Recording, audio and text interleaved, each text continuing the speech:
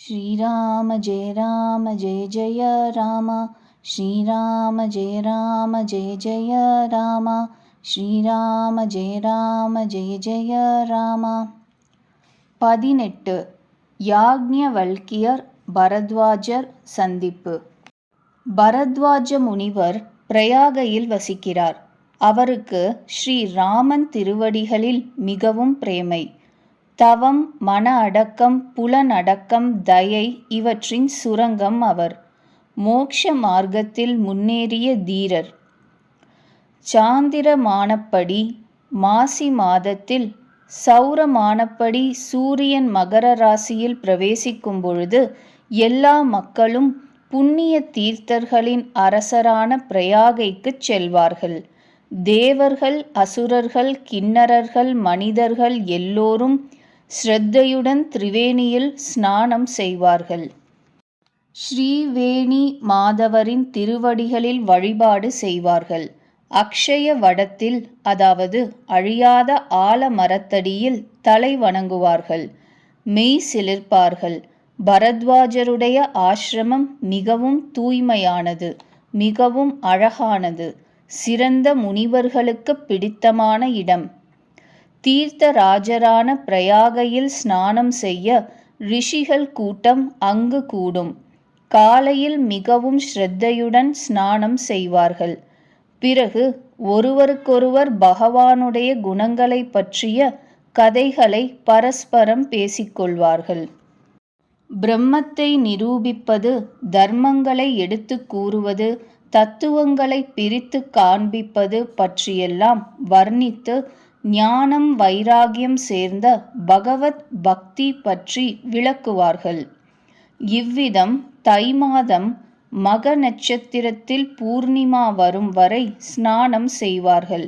பிறகு அவரவர் தமது ஆசிரமம் திரும்புவார்கள். ஒவ்வொரு ஆண்டும் அதே விதம் பெரிய விழா நடைபெறும். மகர மாதத்தில், அதாவது தை மாதத்தில் ஸ்நானம் செய்துவிட்டு முனிவர்கள் கூட்டம் போய்விடும்.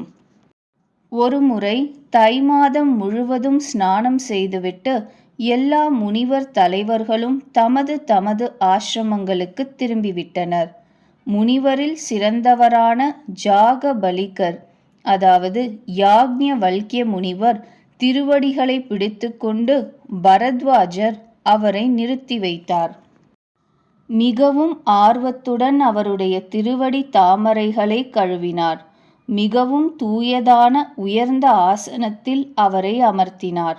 பூஜை செய்து முனிவர் ஜாகபலிகருடைய புண்ணிய புகழை வர்ணித்தார். பிறகு மிகவும் தழைந்த புனித குரலில் பேசினார். ஆண்டவரே, என்னுள்ளத்தில் ஒரு பெரிய சந்தேகம் உள்ளது. வேதங்களின் தத்துவங்கள் எல்லாம் உங்கள் உள்ளங்கையில் உள்ளன. வேத தத்துவங்களை அறிந்தவரான தாங்களே என் சந்தேகத்தை தீர்க்க முடியும். ஆனால் அந்த சந்தேகத்தை எழுப்புவதற்கே எனக்கு பயமாக இருக்கிறது, வெட்கமாக இருக்கிறது. தங்களை பரீட்சை பண்ணுவதாக நினைத்து விடுவீர்களோ என்ற பயம். இவ்வளவு வயதாகியும் நான் இதை பற்றி தெரிந்து கொள்ளவில்லையே என்ற வெட்கம்.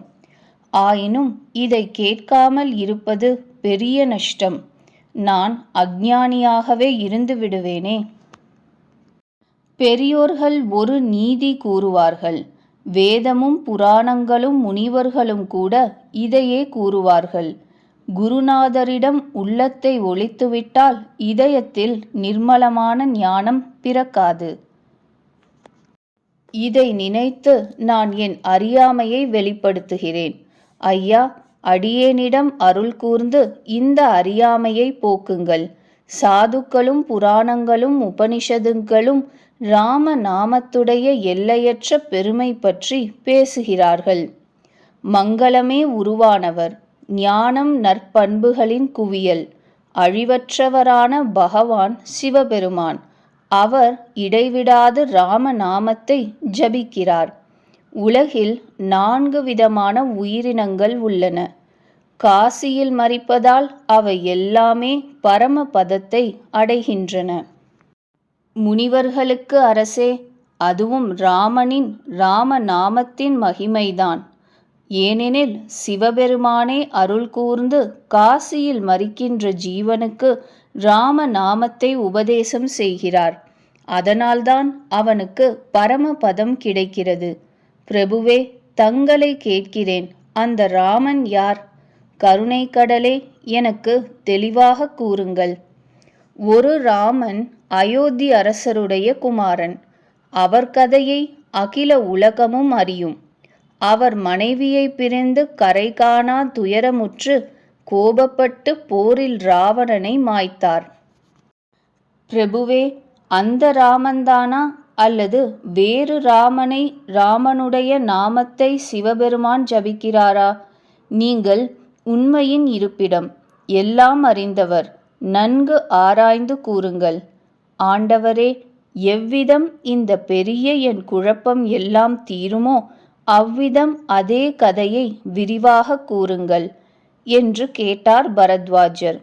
அப்பொழுது யாக்ஞவல்கியர் புன்னகை புரிந்து கூறினார், ஸ்ரீ ரகுநாதனுடைய பெருமையை நீரே அறிவீர். மனோ வாக் காயங்கள் இவற்றால் நீர் ராமனிடம் பக்தி பூண்டவர். உம்முடைய பக்தியை நான் அறிவேன். நீர் ராமனுடைய இரகசியமான குணங்களை கேட்க விரும்புகிறீர். அதனால்தான் பெரிய அறிவிலி போல் நீர் இவ்விதம் கேள்வி கேட்கிறீர். ஐயனே, நீர் ஊக்கத்துடன் மனம் வைத்து கேட்பீர். ராமனுடைய அழகான கதையை நான் கூறுகிறேன். மிகப்பெரிய அறியாமைதான் மிகப்பெரிய மகிஷாசுரன். ஸ்ரீராமனுடைய கதை அதை அழிக்கவல்ல பயங்கரமான காளி தேவி. ராம கதை சந்திரனுடைய கிரணங்கள் போன்றது. அதை சாதுக்கள் என்ற சகோர பறவைகள் எப்பொழுதும் பருகுகின்றன. இவ்விதம்தான் பார்வதி தேவியும் சந்தேகம் எழுப்பினாள்.